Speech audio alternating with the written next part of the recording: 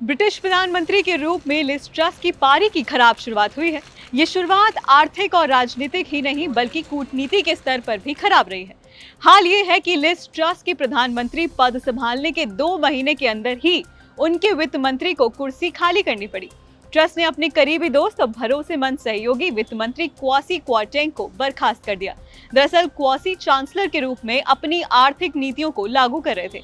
Truss के इस फैसले की वजह से गवर्निंग कंजर्वेटिव पार्टी की भीतर ही विद्रोही आवाजें उठने लगी हैं और ट्रस की पीएम की कुर्सी खतरे में पड़ गई है। इस वीडियो में जानने की कोशिश करेंगे कि इस क्राइसिस की वजह क्या है, इससे भारत पर क्या असर पड़ेगा और ये भी जानेंगे कि क्या भारतीय मूल के ऋषि सुनक ट्रस को रिप्लेस कर पाएंगे।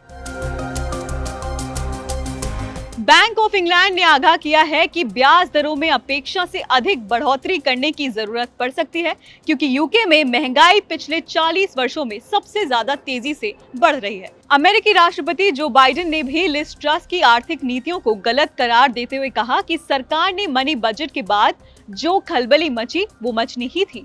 यहाँ तक कि ब्रिटिश सुपरमार्केट चेन टेस्को के प्रमुख ने भी कहा कि कंजर्वेटिव पार्टी के पास विकास की कोई योजना ही नहीं है। प्रधानमंत्री बनने की रेस में ऋषि सुनक को हराकर ट्रस ने जो रुतबा हासिल किया था वो इन सब वजहों से देखते ही देखते गायब होता दिख रहा है। सुनक ने तब आर्थिक मामलों में ट्रस के उतावलेपन की वार्निंग भी दी थी। ऐसा माना जा रहा है कि ट्रस को बचाने के लिए क्वासी क्वारटेंग को बलि का बकरा बनाया गया, लेकिन उनके जाने के बाद भी कंजर्वेटिव पार्टी में जिस तरह की निराशा दिख रही है उसे साफ है कि ब्रिटेन इस वक्त शासन के मोर्चे पर किस तरह की मुश्किलों का सामना कर रहा है। ब्रिटेन की साख पर सवाल क्यों? क्राइसिस के चलते ब्रिटेन की साख पर भी सवाल उठने लगे हैं।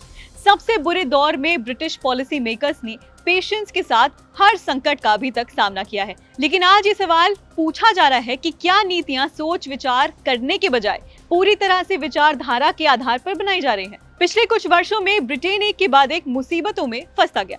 पहले ब्रेक्सिट उसके लिए जबरदस्त झटका था। यूरोपियन यूनियन से बाहर आने की वजह से हुए नुकसान से ब्रिटेन अभी तक उभर नहीं पाया है।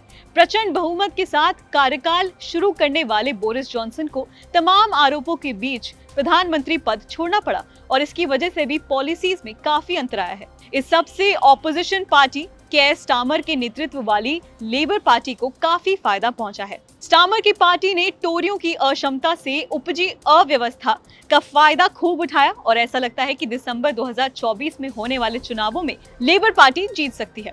इससे ब्रिटेन और भारत के रिश्तों पर क्या फर्क पड़ेगा ये भी आपको बताते हैं। दरअसल जब तक ब्रिटेन घरेलू आर्थिक समस्याओं पर काबू नहीं पाता और लिज ट्रस की सरकार टिकाऊ नहीं होती, तब तक इंडो पैसिफिक की ओर ब्रिटेन के झुकाव को शायद ही कोई सीरियसली लेगा, जो कि आइडियली होना नहीं चाहिए।